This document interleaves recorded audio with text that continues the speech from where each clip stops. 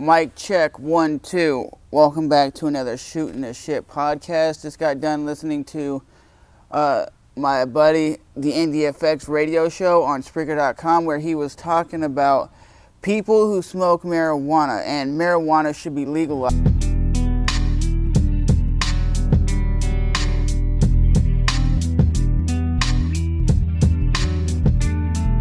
Okay, that might be a little better, but the sun was directly in my face, and you can't make a video when the sun's just beaming on your face. You can't. But he was going on to say that they should legalize marijuana because it helps people sleep, it helps people relax, it helps people with back problems and other sorts of problems. I've always said this. People who don't smoke marijuana always assume they know that it's bad for you, or they find like one article like Nancy Gray did, and they'll complain like, look, this one guy gives his kid medical marijuana and he gets high. Look at it this way. UFC fighter Nick Diaz, he has a a medical marijuana card in the state of California. You're allowed to smoke a certain amount or have a certain amount of weed at a particular time, because California allows you, if you have one of those cannabis cards, you can go down to the smoke shop and pick a certain amount of weed up. I'm not exactly sure how much it is because I don't smoke weed. But when he fights and he has marijuana on, they go, well, you're getting suspended for fighting because, and I'm like, wait a minute, he has a medical condition that says he has to smoke weed. A lot of you guys might be thinking there's no medical condition to smoke marijuana. It's like this. If you take marijuana, what is it besides when you get high? What is it? It's a plant that grows in the ground. Those are the kind of things you don't do. You always hear people saying, well, I get the munchies, or I pass out when I get high, or I like to chill out and listen to some music and just relax. That's what weed does. It helps people, like I said, with back problems, people with relaxing. I have friends who use it for purposes of them sleeping because they have insomnia, and it helps them sleep at night.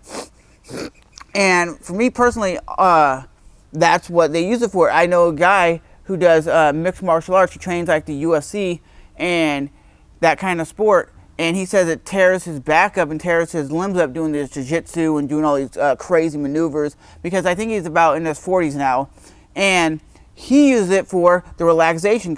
If you legalize marijuana, you would really boost the economy. It's so weird that in modern society, most countries, or a lot of countries, don't allow you to smoke weed. And weed, you look at it this way, you have alcohol.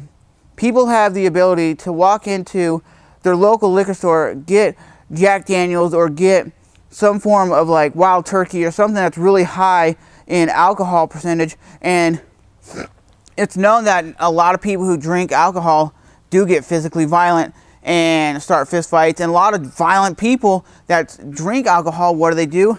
They beat their wife up.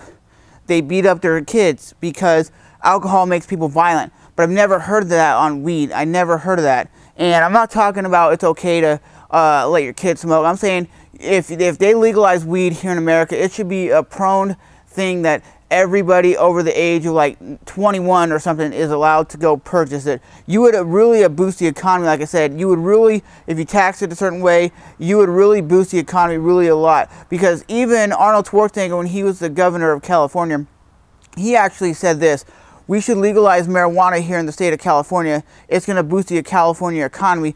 And all the government agencies and government people are like, you kidding? You're dumb. You won't do that. And they didn't pass it. And I heard my buddy talking about this on his radio program, the NDFX radio program. He was saying, I'm not sure if it was in Florida, but there's this guy who had to choose between his wife or his kid. And you might be thinking, what do you mean? Well, his wife gave birth to a Down syndrome baby, and the wife basically said, we can either like basically get rid of the kid and adopt it out, or you can take the kid or choose me. So basically they're saying, fuck the kid, come with me, I'm your wife, you love me. And he chose to pick the baby because that baby needs to be loved and needs to have a family, and that lady should not have a kid if she's putting her ass out there saying, well, honey, you pick me or the baby. Me personally, I ought to pick the kid, because that kid needs a father, needs a mother, needs somebody who's going to love them. I don't care if you consider this kid retarded or a disability or anything like that. Disability people need love just as much as the smartest person on this planet. Me personally, I don't care if you have a disability or you don't, or you have like a learning problem where you learn slower than others. If you have a learning disability, 9 times out of 10, people don't know about it because you might be normal enough that people are like, dude, you have a speech impediment, or you have a problem where you flinch a lot.